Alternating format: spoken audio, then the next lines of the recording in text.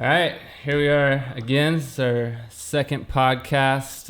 We've been meaning to do this for the last few weeks, but got sick.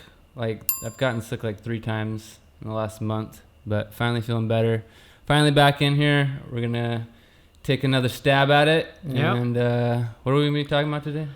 We're talking about budgets, negotiations with the clients. What else? Yeah, how to not screw yourself when you're pricing your gigs. And I don't think this is something that either of us are amazing at, and we're still learning. That's why we want to talk about it more. Yeah, man, and it feels bad. I feel ridiculous because it's really annoying. After many years of working on this field, I still feel awkward because I really don't know.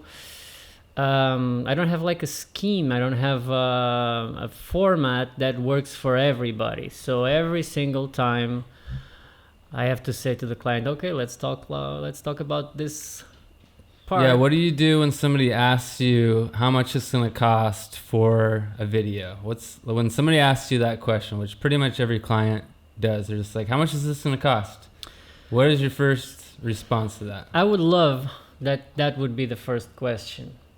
Because one mistake I do is to talk about the project for a long time, which is already means that you're working. Mm-hmm. And then after a while, you say, okay, let's talk about money. And you've been talking about the project for 1 hour. And then if the budget is wrong, You just wasted you just your time. wasted 1 hour and 1 hour and a half. Sometimes, because we get excited with things. Clients are excited to tell you about what's their goal. So that would be great if the first question. So maybe this is like a good tip to give now. Is like talk about money first. Get it out of the way. Get it Make out of sure the way. that the client is serious about it. Like, everybody has different ideas of what something should cost, especially it seems like with video production. Some people expect to pay a couple grand, and some people expect to pay a couple $100. That's true. So to find that out ahead of time is definitely saves a lot of time. And I've found it saves a lot more time in the whole scheme of the shoot, because it tends to be the people that are not willing to pay much always want the most, and they're the pickiest too. You Yeah. notice that? I noticed that because sometimes it's also the people with less experience, because if they're going for such a small budget, it's already telling something. It's telling you that they don't really know the prices of this kind of work. Which a lot of people don't. Yeah, which is normal and totally okay. Especially here in Costa Rica. It depends on where you're at. Like, I used to live in LA. Everybody there knew exactly what went into every production, and had an expectation of the costs, and the costs were very high. Here, I find very few people know at all what the price is going to be. They have no idea what goes into it, how much work it can be, and so they value it much less. So you end up having to really explain it a lot more. That's true.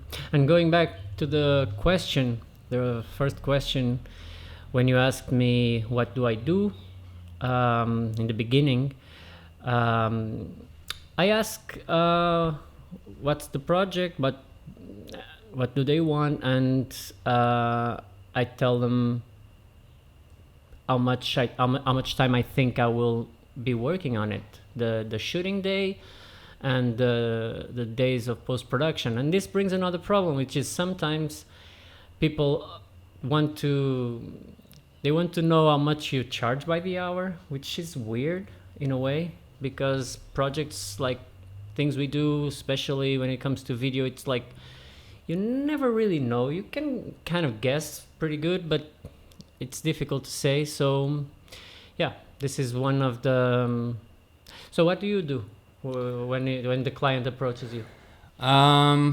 The first thing I do before I say any numbers is I try to get as much information out of them to find out exactly what they want. And during that time of trying to get that information out, I can usually start to tell what their budget might be. just by talking to them and how they talk about it. If they have no idea what they want and, you know, they're kind of leaving it up to me, generally, I think that they're not willing to pay as much. If they know exactly what they want and they're very deliberate, they're like, oh yeah, I want a 3-minute video.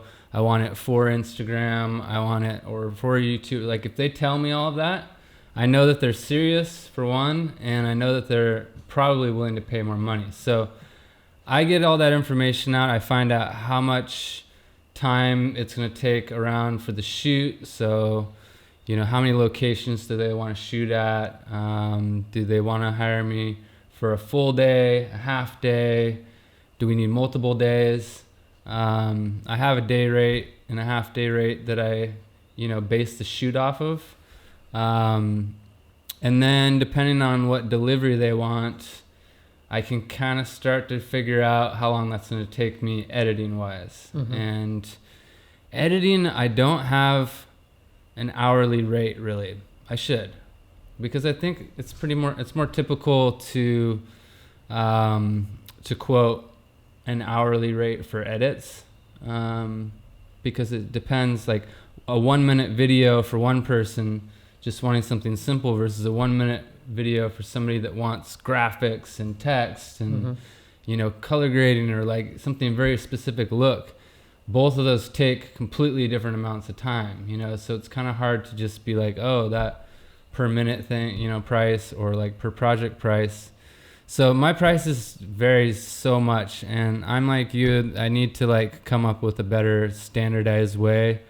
I think for different types of shoots have different packages. So I do real estate, I do weddings, I do brand content, I do promotional content for local businesses. I think that every one of those things I should have like 3 packages, you know, to at least start out with, you know. Yeah, to start out with, because there's a lot of little variants in all jobs. Some people, for instance, they just want you to, let's say they're selling a property, just land, and they just want you to go up with your drone and grab some footage. Mm-hmm. No editing. And man, for them it's like, oh, this is super easy, right? And it is easy. But the question is, there's a lot going on. You need to go there. You spend money on transportation or fuel or whatever. You bought the drone. And it's a full day. Let's say that you go there and you shoot only in the morning, but then you have lunch. You'll be home at 4. And sometimes people want you to like upload it online and give it to them, which that takes time. Exactly. If it's a bunch of big 4K files, that could take hours sometimes, you know. Or if you have a bunch of different files and you need to put them together, even though if they're not really well edited, but just to put them all together in Premiere or Final Cut, you need to go there and do it. Yeah. And export, and so it always takes longer. Yeah, it always takes longer, and I underestimate all the time how long it's going to take me start to finish. From the time you talk to the client, first time talking to him, till the last time you talk to him, at least for that project. Hopefully you talk to him again in the future for more projects. But that whole period between once they're 100% happy and they've just started talking to you, a lot goes on there, you know? And I've found that something I underestimate is how much time you spend managing your client. How many messages are sent? Oh yeah. How much talking, how much figuring things out. Like that alone can take hours of time over a week or 2 period. It's work, and sometimes people don't realize that, because I was thinking now, for instance, I don't use that, but let's say you go to a good hairdresser, right? You spend maybe 1 hour there, maybe 1 hour and a half. I don't know. Honestly, it's been a long time. But, and I'm not even aware of the prices, but maybe you know kind of how much a woman... My girl cuts my hair, so I haven't been to a hairdresser in a while. But maybe $150? Okay. 1 hour, right? Yeah. I don't know. This we could be totally wrong. We don't know all about let's this. Say I would 100. say probably at least $100. Let's say $100. $100 to $200. 1 hour. You go and it's a specialized work. You need to know what you're doing to be an hairdresser, but you also need to know what you're doing to be a filmmaker. So I'm talking to you to know the project, maybe 1 hour. Then I go to your property and we film. We spend there like 4 hours maybe. Then you go home and you need to edit the video, and we're talking about let's say a simple 1 minute video, 1 minute and a half. You spend 4 hours maybe more. Depends. Depends on what it is. Depends on I what can it usually is. knock it out in a couple hours, but that's not including the time getting it to the client too, and so that's more computer time. So But yeah, the 4 entire hours process- is probably more realistic. the entire process will be around 8 hours, 9 hours. We're talking about $800, $900 for a 1 minute video, if you get paid as well as a hairdresser. Yeah. Yeah, and people don't even question it at a hairdresser. No, no. And the nice thing about that is you literally walk in there, you tell them what they want for maybe 5-10 minutes, and then you're out the door, and they don't have to hear from you again. Yeah. For me, I get, messages on the weekend and like, oh, can you send me that video again? And Can you from send me projects from months ago. You call the hairdresser and you say, can you send me your portfolio? Yeah, it's interesting. I think people just don't understand how much goes into it. They don't realize that client management part of it. A lot of other businesses have a receptionist that does that, which is a person that needs to be paid. Somebody separate hired. For you and me, we're the receptionist, we're the videographer, we're the photographer, we're the editor, we're the social media marketer. There's all these different things that we have to factor into the budget. And sometimes when people, they don't get the budget, they don't, hey, that's a little bit too much, I think, for me at least, blah, blah, blah. And then it's very difficult for you, for us, for me, to say, look, I'm already working, being here with you. Because it's kind of aggressive to say this. It's kind of like, hey, dude, I'm here. Yeah, it feels weird to say, And, but it's real. But it's real. And when you're exchanging messages, you're working, because otherwise you'll be doing something different. I know people that charge for consultations. So that's basically you're giving them a free service, even consulting them on how they should do their project. If they don't already know what they want, then you are literally being a consultant to help figure out what they want. Oh yeah. So that should be factored into your rate. On the other hand, many clients, if you start to bring all this talk, they think you're a complicated person.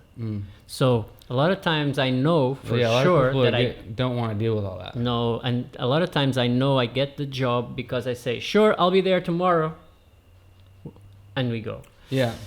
Well, and some clients are fine with that and are fine to pay your price. And so if that's the case, then great, you don't have to worry about it. But I think the reason why we're talking about this is that there's enough clients that we both have that don't see the value and don't want to pay the price.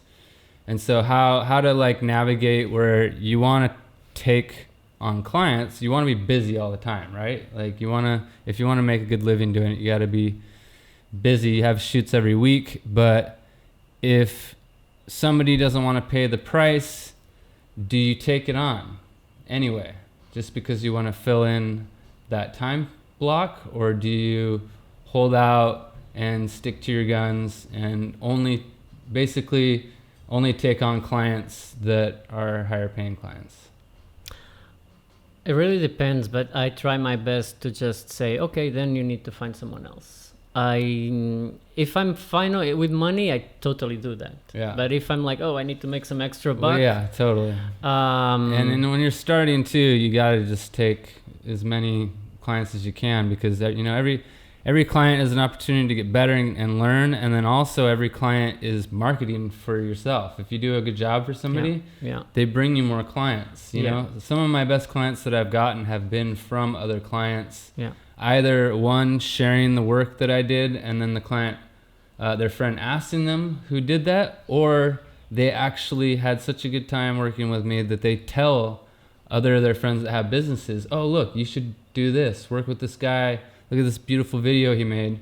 And so that's the trade-off sometimes. If you think that it's a project that you can, especially that you can be proud of and you can share, and a good client that you think would actually, you know, kind of put your work out there and your work's going to get seen, then I think it's totally worthwhile taking on lower paying clients because it's bringing you more work, you know? For sure. And what you said is like when you're starting, that's a totally different story. When you're starting, just my advice is just do whatever. Everything. Unless it's really, because I think very quickly you'll start to learn what's the type of client that you should stay away. Yeah. There are these clients. I can kind of tell now, and sometimes I make the mistake and I still take them. Yeah, me too. And this is. In fact, today I had somebody I ran into on the street that I know this person, and I know that I shouldn't take them as a client. But I was talking to him. I was like, oh, yeah, I can do that. Like, right afterwards, I'm like, what the hell? Why did I say that? They're going to be hitting me up. But, yeah, I'd take too many clients when I know that some of them I shouldn't take. There's someone that we know. I never worked with him. But I was in the process of talking a conversation with this person. I was having a conversation. He was explaining me what he wanted. I think I pawned him off on you. And then I realized immediately he said something that was like a red flag. Like, oh, I always have problems with filmmakers. Oh, yeah. I was like, oh. Yeah, I've heard that one. Oh, good That's to a good know. Telltale. Good to know. Because maybe then you are the problem. Yeah. So then. Yeah, if you hear that, that's like a big no. And then he said, oh, I have a bunch of footage that I want you to put together. Ooh, I hate and that. It's really good quality. Oh, and he that's sent the me worst. iPhone stuff from different people. Not even iPhone. Cell phone stuff. I've had that, and they send you like literally like shaky, like the person's head's cut off in some of the videos, and it looks like it was shot on like a Nokia phone from like 20 years ago. And then just to finish this little story, after a while you said, oh, there's this guy needing this, and I send them to you or something like that. I don't remember. And I was like, dude, I've been talking with this guy, and you said, okay, this guy's problems. And you also, I remember you told me, okay, this guy pays fairly. He was willing to pay, which was cool, but it was just very difficult to work with. Yeah, so going back. That is like, even if they're willing to pay, like if you're going to spend 3 times as much time working with them, is it really worth it, you know, in the end? And that brings me to another strategy I use. And in fact, I use this strategy most of the time. It's definitely not the best one, but I use it a lot, which is when I'm making my price, I basically think of a price that I think it's good for me, good for the client, that I will get the job, and that during the process, I will not be regretting all the time. Because well, man, I'm doing this shit for $300. I'm doing this shit for $200, $300, $400. Oh no. And you spend 1 week working like, oh shit. But if you're not enjoying the work, but you say, okay, I'm doing this for $2,000, it helps. Yeah. It helps a lot. Oh yeah, it keeps you excited on it. It makes you not get annoyed with the client. You know, like when you're being paid properly for a shoot, it can be very enjoyable, and even the little challenges with the clients you deal with, because you're like, oh, I'm being paid fairly for this. But it's happening with me right now. This guy paid me really nice. The job was really cool. And yesterday I was on the phone with him, and he changed. He said, okay, I really like what you have, but I would like to have this thing. And by the way, I found a way to pay you more. I was talking to he works as a teacher. I will get some more money for you. I don't know exactly how much now. I cannot tell you, but for sure and I was like, cool. Mm-hmm. So I was like, man, I did the video already. It's pretty cool, simple and cool.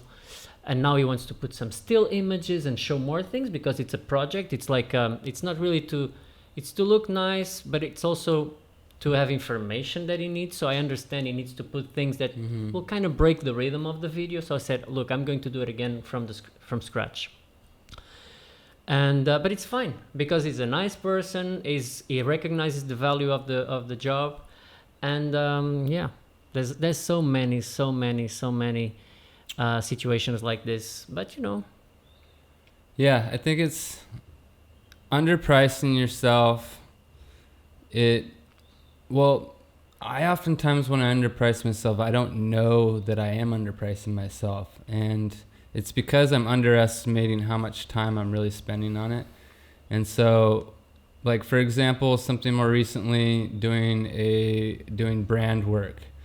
Now, I haven't done a ton of brand work, and I really enjoy it because it feels more like creative, and I get to put more into practice. Like people are more kind of like artistic with what they want, which I really enjoy. It pushes me, but it's more work because you have a particular look you need to stick to. You have people that generally know exactly what they want, and it needs to be like that. There isn't a whole lot of room for error, which is awesome. It's great to work with people like that have a really clear vision.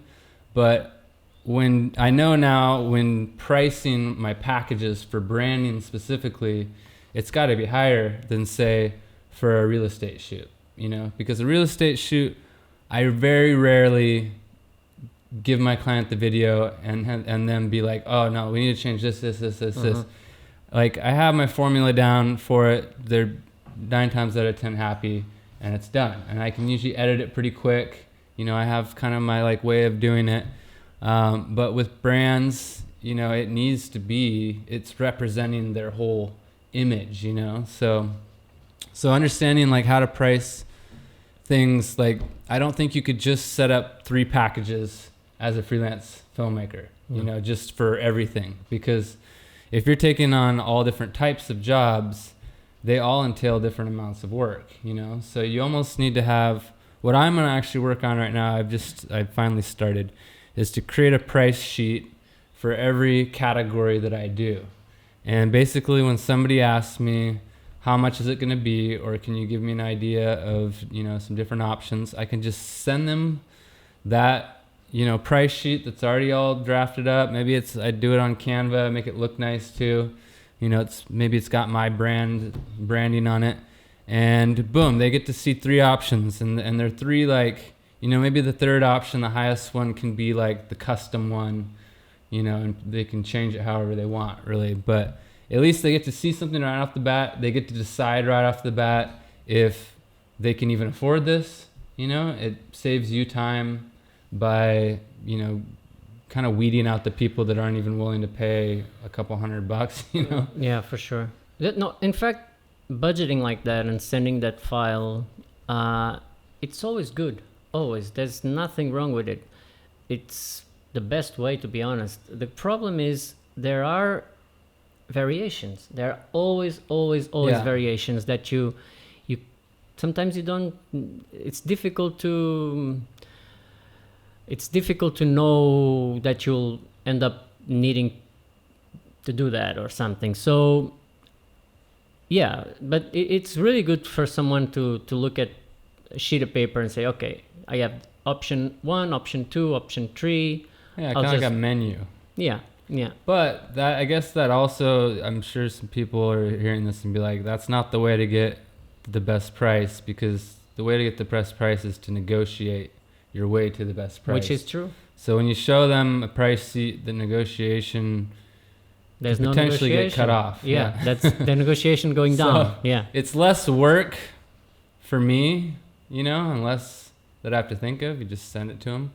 But yeah, there is a less potential or a lower potential for being able to get really good paying. But gigs. I've But maybe you don't send that price sheet to those kinds of projects anyway. Exactly. That's for the lower level stuff. Or you change it. Or you can totally change it anytime. That's actually something I had to learn, was that you can change your fucking prices anytime you want. Exactly.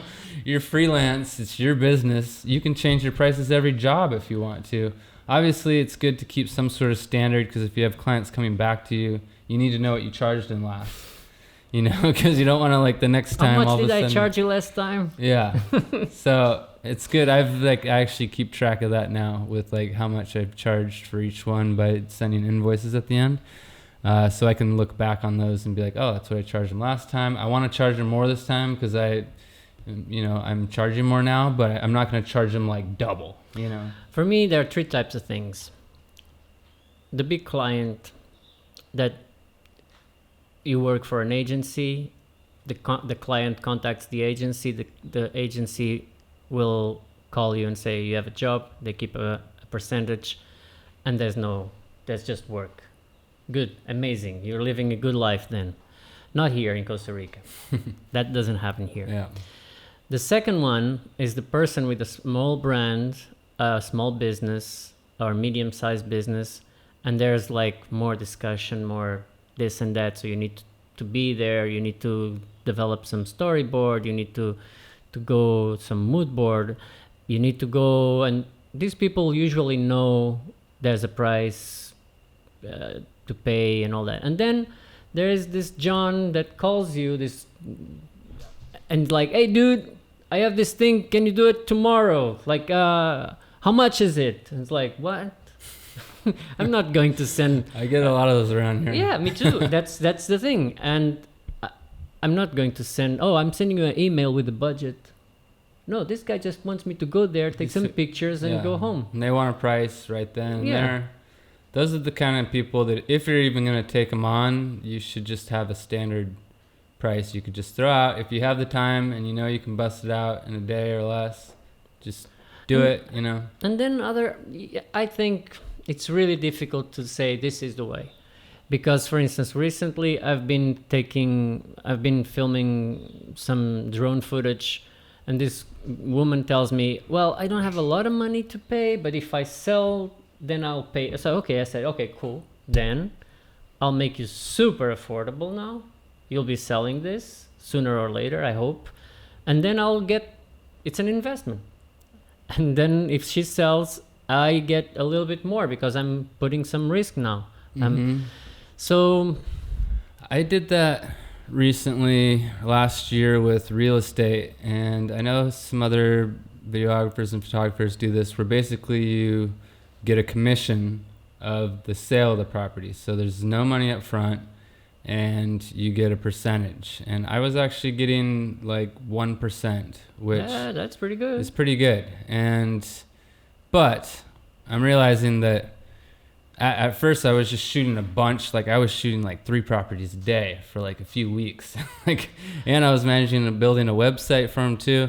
And a few of those properties sold and they were nice payouts, but like so many of them didn't and haven't. Maybe they will tomorrow, but maybe they won't. Somebody else will sell them. Yeah. And so there's a lot of work that I did that I'm probably not getting paid for. And I also like realized that like maybe I'm like putting too much trust in somebody else too. Like, you know, I have no idea what they're selling it for, and like, you know, you have to like really make sure you know what's going on in their business and keep up with it. Like, oh, you know, keep hitting them back. Did you sell that property? Oh yeah, I sold it. I forgot. Yeah. You know, like you have to keep checking on you know, back on that. And I finally decided to stop doing it. And in now, those type of deals, I always want some money up front. Yeah, maybe like half. I don't know. I'd rather just have it up front now. I'm doing it 1/3 now. But I don't even think it's a great way of doing business. It's just I know this person, and I understand her situation, and she understands mine, and we have an agreement. But you know, again, so many variations, so many scenarios. It's really tricky to say, okay, this is the way. So in the end of the day, what I usually do is like, okay, I need to pay bills, blah blah blah blah blah. So I want to be working that day and feeling, this is fine, this is okay, and the person is happy with the value. We're all happy, and and sometimes things change, and you just get a bunch of clients that they know what they're doing, they understand the value of your work, But it's not an easy situation because it's not, again, going back to the hairdresser, it's not as simple as that. No, there's so many different little moving parts that go into it, and so much more time. And yeah, I think it's really dependent on where you're at too. It's very location dependent on what people are willing to pay. You know, like if you watch like YouTube videos about what to charge, a lot of those YouTube videos are filmed by people in like a major city in the United States or in Canada. Yeah. And you can't really apply any of that to, say, Costa Rica or I don't know, anywhere maybe in Portugal where you're from. I don't know. It's different everywhere, and you have to like get to know what the market can support in your area, what other people are charging. You know, you need to be competitive, or you're just going to be that guy that charges way too much, and you're not going to get that many clients. You know, so finding that sweet spot, finding what people need in your area, what type of productions. You know, is it high level production available and that's what you're going for, or is it just more like freelance gigs? So it's really hard to pin it down. It also depends on the amount of work you have, because as with everything, if this hairdresser, I'm going back to the hairdresser, if she has a huge if she's booked all the time, she probably needs to raise her price. So that's the cool thing when you have really steady clients and returning clients. Charge more. You're just, dude, I have to charge more just to put some people away, you know? But in place like that, you were just saying, it's very different to work in Germany where I was than here. It's totally different. But although I had a studio there, and inside the studio, all the prices were very, very standard, which is great. So if you want a headshot, if you want a business photo, if you want... photography studio, it seems like could be a lot easier to standardize.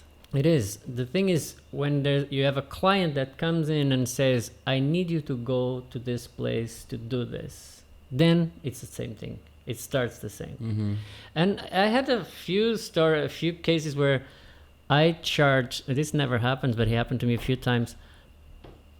If it's not your money, and this is the beautiful part of when you're making the deal with someone that's not their money, it's amazing. Yeah. Because they just say, I remember asking, I think $900 euros for a job of shooting a conference, and she had a budget, and she said, I think we can go 1,500. And I was like, this is a great when that happens, when you say a price and they're like, I would actually rather pay a little more. Yeah. Like I just got one of those recently. I was like, oh, okay. Yeah. Well, yeah, we can definitely work that out. Yeah. Let's talk. I have no problem with that. Let's talk about it. We'll add whatever you want to it. Let me call my mentor. Another quick question. Do you, this is something I just started doing more recently, but do you charge rental for your gear? No. Or do you factor in any way what your gear costs? I'm very unprofessional. I just say, okay, this is my price. Yeah. It feels right. I've been doing these prices. People are okay with this price. I just adjust to the situation. But yeah. I started adding it in not on all my shoots, but on some of my bigger projects when they want me to send a contract, and I send out a contract broken down of everything on it. I've been adding a small fee because I don't have a cinema camera with the most amazing gear. I mean, I have great gear that does the job, but it all adds up, man. I spend a lot of money on gear. I have spent a lot of money on gear, and I've found that when I add that in, nobody ever says anything about it. No, and again, it's the difference between. And I can save that to buy better gear and invest back, in the business. I think it's a good thing to start adding in on some projects. On some projects. Yeah, if people want just a price and you're just doing a quick job, they don't really want to hear about the gear. When I did the job in San Jose where that we did together, the budget would at everything. Yeah. Even the transportation to go to San Jose, the meals, and it was cool. I was able to pay everything. So everybody was eating, everybody was sleeping, and the client is the type of client that doesn't even raise a question. It's Yeah. like it is what it is, Yeah. and this makes all sense. And it would be weird Well, if that's it's working not for there. a bigger brand that has a budget. You know? And that are used to it, are used Yeah. to do this. So let's find more of those. Yeah, It's harder to find here. But no, Like that we're- one was a German company. So we almost need to find it was a Swiss companies company. from out of Costa Rica that happen to be here doing things. The problem with that ad, the only problem, it wasn't a problem, but they spend a lot of money on shipping the well, products shipping stuff here specifically to Costa So Rica much money is really they spend. challenging. that they said to me, you can keep everything. Yeah. So all my friends Yeah, it got wouldn't be worth sunglasses. Sending back. I still have a few, but I remember wonder- how many I had? I Yeah. have now maybe 4. I have a pair of glasses over here that I got. Everybody I still got need to put the lenses glasses. in I them. got T-shirts and shirts. You got a Yeah. shirt too. I got a shirt. You see? So it was. That's the good thing about working with brands. You get like little freebies too.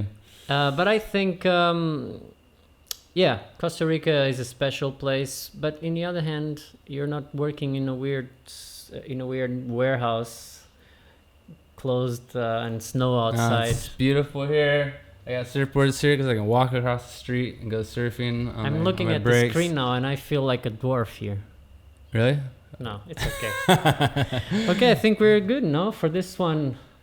Although I feel there's not really like. We don't have any answers. But talking about it, I think talking But- about it, if someone is listening, you can get some points and make your own decisions, And when you're facing one of these situations that we've been talking, maybe you already have a solution that you get from listening to us. I don't know. I hope so. Well, just know that we're all experiencing this, and people experience it at many different levels of their career as well, not just in the beginning. It's kind of like one of those subjects that keeps coming up, and you kind of keep having to learn from. And my biggest thing of learning with this is just to make sure that I am not underestimating how much work I'm going to actually do, and I don't end up being resentful, because I think that I'm doing it for less and I have so much more work to do. So really sitting down and thinking and being over estimating what you think it's going to take, instead of underestimating. But it's all a learning process, and I think you can always figure it out as you go and charge more next time. I think it's part of the job, to be honest. Yeah. Let's say that you start having. Well, it's running your own business. It's not just, freelancing isn't just having a camera and doing gigs. It's figuring out a lot of other aspects. And it changes, because if you get a really big client, you'll have to deal with the same issues, but with a different type of money. Mm-hmm. But they are not exactly the same, but other issues. You need to learn how to collaborate with other people. You're not going to be doing the artistic direction, for instance. Yeah, it can be A lot of times more I work. just ask the people. Or less so you need work a if you have camera. a good team. You need a camera operator, right? Oh yeah, we have someone for. Okay. Yeah. So your budget is different if you're just a camera operator and Yeah. you're not doing some. Oh, I creative love it stuff. sometimes when I get clients that just basically want me to be a camera operator, and I just give them the footage and I just leave. And I don't have to talk to them again. I don't have to think about it again. And they just pay me. Like, that's amazing. I mean, I love editing as well, but like sometimes it's really nice to just like shoot it, hand it over, and you're done. I told you a few months ago, I did a job in San Jose filming for television. It was great. To be honest, it was well paid. I would just show up 1 hour before the game, headphones, camera ready, zoom, basketball, vroom, vroom, vroom, bye-bye, go home. Done. Yeah, those are fun, but imagine if you did only that every day. Mhm. You would lose your mind. Yeah. It would be like it would be like a cubicle job, like 9 to 5. It would just get so boring. The reason why I like freelance is that it changes. So it's nice to have those sometimes.